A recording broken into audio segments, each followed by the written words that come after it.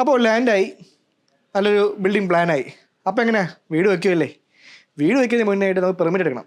Permit നമുക്കെല്ലാവർക്കും അറിയാവുന്ന പോലെ ലാൻഡ് എവിടെയാണുള്ളത് അവിടെ പഞ്ചായത്താണെങ്കിൽ പഞ്ചായത്ത്, കോർപ്പറേഷൻ്റെ അണ്ടറിലാണെങ്കിൽ കോർപ്പറേഷൻ, അല്ലെങ്കിൽ മുനിസിപ്പാലിറ്റിയാണ് സമർപ്പിക്കേണ്ടത്.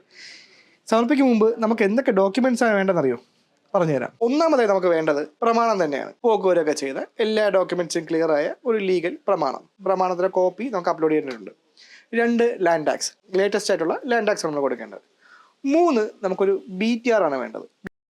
ഇത് നിലമാണോ പുരയിടമാണോ എന്ന് അധികാരികൾക്ക് ചെക്ക് ചെയ്യാൻ വേണ്ടിയാണ് ഈ ഡോക്യുമെൻ്റ് ആവശ്യപ്പെടുന്നത്. കയ്യാവകാശ സർട്ടിഫിക്കറ്റ്, പിന്നെ പൊസഷൻ സർട്ടിഫിക്കറ്റ് എന്ന് പറയും. BTRും പൊസഷനും നമുക്ക് അക്ഷയ വഴിയോ അല്ലെങ്കിൽ വില്ലേജിൽ നേരിട്ട് പോയോ അപേക്ഷിച്ച് നമുക്ക് എടുക്കാവുന്നതാണ്. ഇതെല്ലാം ആയി കഴിഞ്ഞാൽ നമുക്ക് പിന്നെ വേണ്ടത് ബേസിക് ആയിട്ടുള്ള നമ്മളെ ഫ്ലോർ പ്ലാനാണ്. ഒരു ഫോർമാറ്റ് ഉണ്ട്. ആ ഫോർമാറ്റിൽ വരച്ച് അതും കൂടി വെച്ചിട്ടാണ് ഈ ആപ്ലിക്കേഷൻ മൂവ് ചെയ്യേണ്ടത്.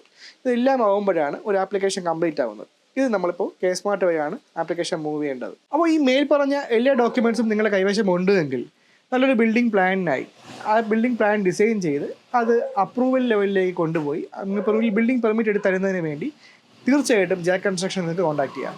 ഈ താഴെ കാണുന്ന നമ്പറിൽ കോൺടാക്ട് ചെയ്യൂ. We can help you definitely.